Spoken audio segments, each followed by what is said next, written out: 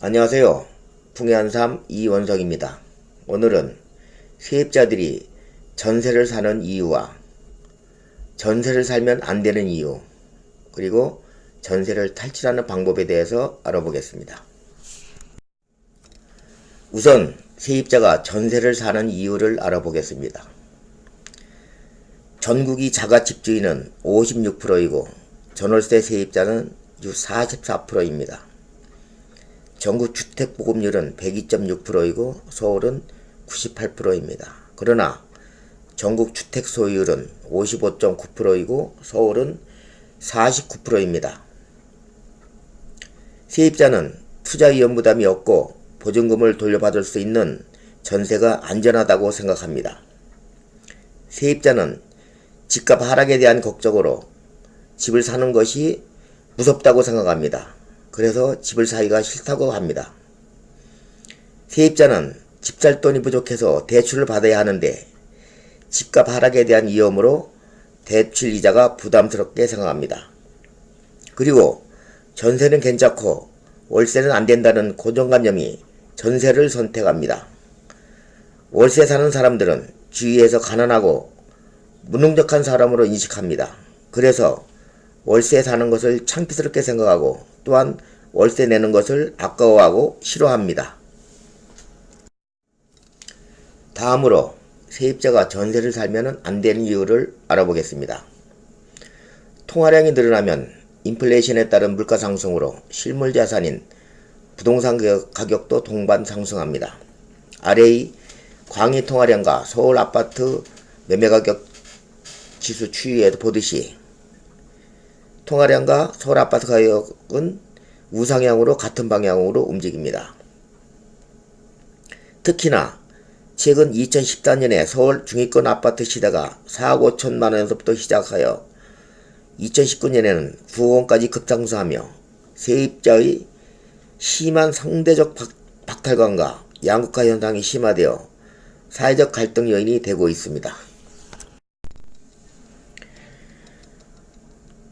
우리나라에만 있는 전세제도인 전셋집이 저금리와 저성장으로 인하여 집주인들이 전셋집을 월세로 전환하고 있습니다.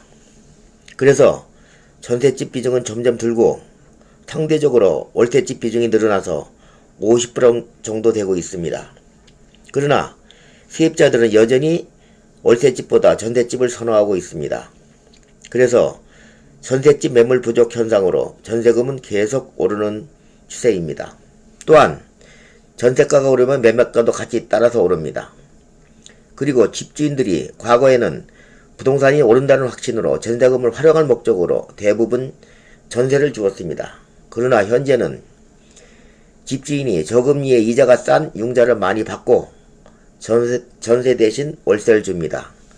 그래서 세입자는 전세보증금 올려주느라 심한 스트레스를 받고 삶의 질이 점점 하락하고 있습니다. 또한 전세보증금을 100% 안전하게 되돌려 받을 수 있는 전셋집을 구하기가 어렵습니다. 요즘은 전셋집 구하기가 매매집 구하는 것보다 더 주의를 요하고 까다롭고 어렵습니다. 전셋집이 점점 줄어들어서 전세 매물은 부족하고 전세가는 점점 올라서 전세가가 매매가의 90%에 달하는 매물도 많습니다. 갭투자로 인한 깡통 전세와 역전세로 인한 피해보는 세입자가 속출하고 있으며 전세보증보험이 활성화되고 있는 실정입니다.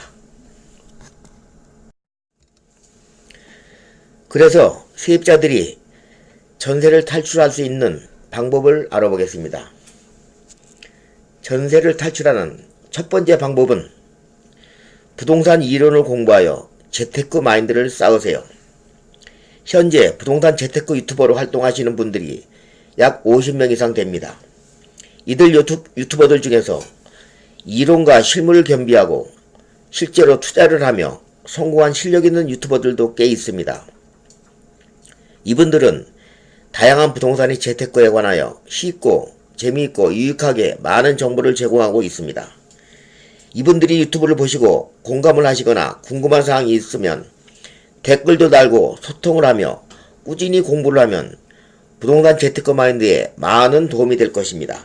그리고 좀 더 전문적이고 관심 있는 분야는 서점에서 부동산 재테크에 관한 서적을 구입하셔서 꾸준히 공부하시면 1년 내에 부동산 재테크에 대한 마인드와 깊은 내공이 쌓일 것입니다. 전세를 탈출하는 두 번째 방법은 부동산 현장을 답사하여 이론과 실제를 비교하며 확인을 해보세요.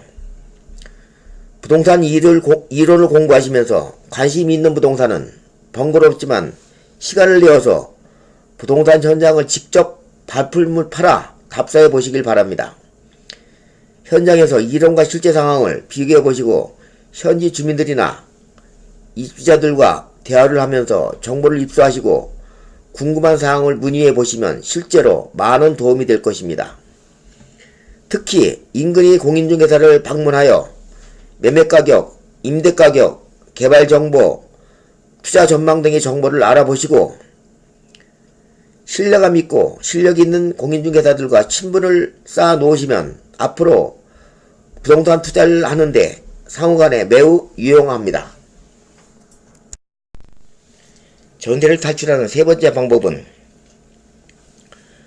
부동산 투자 종잣돈을 마련하세요. 첫 번째, 전세자금 대출금을 활용하세요. 전세자금 대출은 대출의 종류도 다양하고 이자도 저렴합니다. 그리고 전세금이 80%까지 용이하게 대출이 가능합니다. 따라서 세입자는 전세금이 20% 정도만 본인의 자금으로 부담하고 나머지 80%는 전세자금 대출을 활용하여 전세를 살면서 본인 자금의 80% 정도는 부동산 투자의 종잣돈으로 활용이 가능합니다. 두 번째, 전세금을 월세로 전환하면 전세금의 80% 정도를 부동산 투자금으로 활용이 가능합니다. 세 번째, 종잣돈으로 대출과 보증금을 끼고 사면 매물 선택의 범위가 매우 넓어집니다. 매매가에서 보증금과 융자금을 빼면 실투자금은 통상 매매가의 20% 선이면 충분합니다. 따라서 보증금과 융자금을 포함하면 소액의 종잣돈으로도 매물의 선택 범위가 매우 넓어집니다. 그리고 투자자가 이론과 실전을 겸비하여 실력을 갖추어서 좋은 매물을 파악하는 데 자신이 있으면 이자와 월세에 큰 부담을 느끼지 않고 과감하게 투자를 결정하게 됩니다. 전세를 탈출하는 네 번째 방법은 부동산 이론과 실물을 공부하고 부동산 투자 종잣돈을 준비하였으면 실전 투자를 경험해 보세요.